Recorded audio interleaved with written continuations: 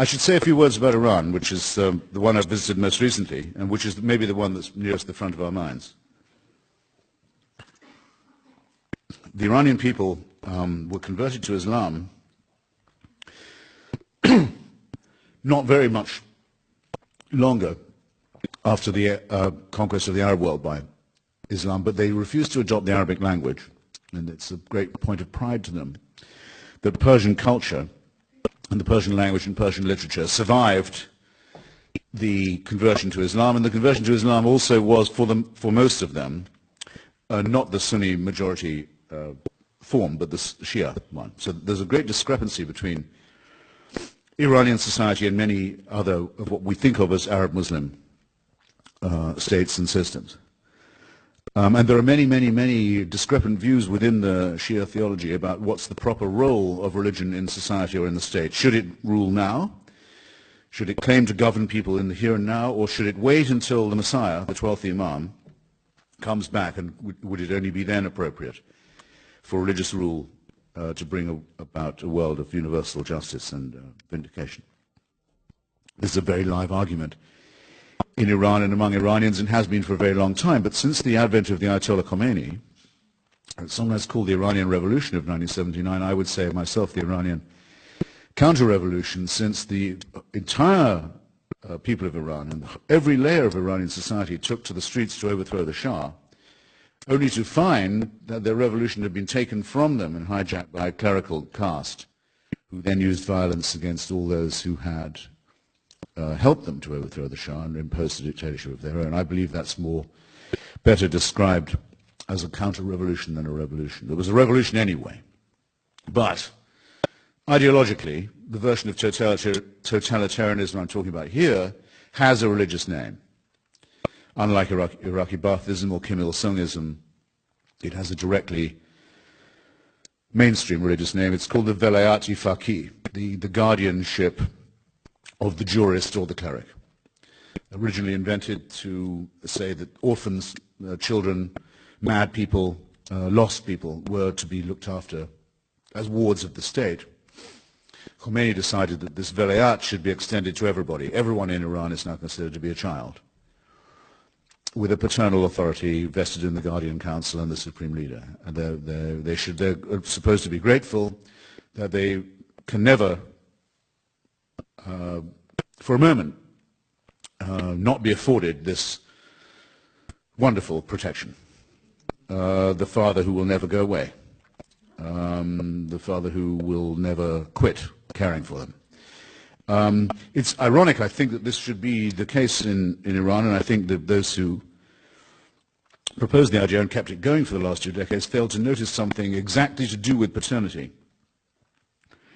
The Iranian people lost, we think, at least 1 million, maybe 1.5 million young people in the terrifying war that they waged with Saddam Hussein. In order to make up the numbers, after this very depleting war, the Ayatollahs promised Iranian mothers very large subsidies if they would breed more children, which they did. If you had a large family, 4 or 5, you get a great deal of state subsidy. The consequence is what I call a baby boomerang. There are now, we think, probably more than 50% of the Iranian population is under 25. And it's rather outgrowing the tutelage of parenthood. And so the mullahs have, by accident, by unintended consequence, brought about a generation that doesn't like them. In particular, among the females. So that the moment is coming, I think it may already in fact have come, when the Velayat-i Faqih will no longer work. But in the meantime, the appearance of an open society, not an open society, but a relatively open one when compared with Saddam's Iraq or North Korea, but where all is allowed, but all is guided, and all is finally decided by a Guardian Council, has reached the point that Lenin described, excuse me, the point that Lenin used to describe as a revolutionary situation, viz. A situation where the old order cannot continue in the old way, is unable to do so, and where those whom it rules do not wish, have no further desire to be ruled in the old way. So, the crisis of totalitarianism with which I began is now where I'll stop. Well, thank you very much, Keristofer Hichens. Good evening. My name is Stephen Saum, and I'm the managing editor of Santa Clara magazine, and I have the privilege of moderating your questions tonight, of which there are many, many, many, and many of them having to do right with where you left off, Keristofer. Are you hopeful about what's happening in Iran right now? Yes.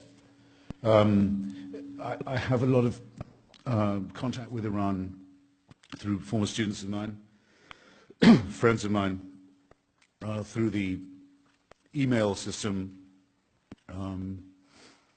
There was a wonderful photograph this week of the Iranian Revolutionary Guards going house to house in Tehran and piling up satellite dishes which they'd smashed in the back of their trucks. Lots of luck to them. It's too late.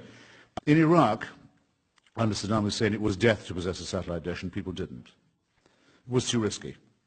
For a while, it was death to possess a typewriter, because it meant you could type out something twice and pass it on.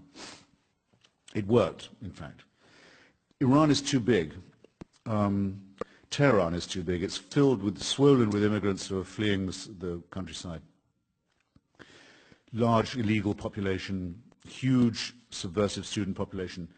I'm delighted to see they keep on trying to smash the satellite dishes. It won't work. I hardly know any Iranian who doesn't have, because of the exile, the diaspora, at least one relative overseas. Most people know how to make an international phone call, even when they try and block the cell phones. The stupider the regime, the more intelligent the people get, and the more humorous. We're going to live to see great things in Iran. And in the meantime, for me, the most wonderful thing is this. They've raised a generation of people who've completely seen through religion.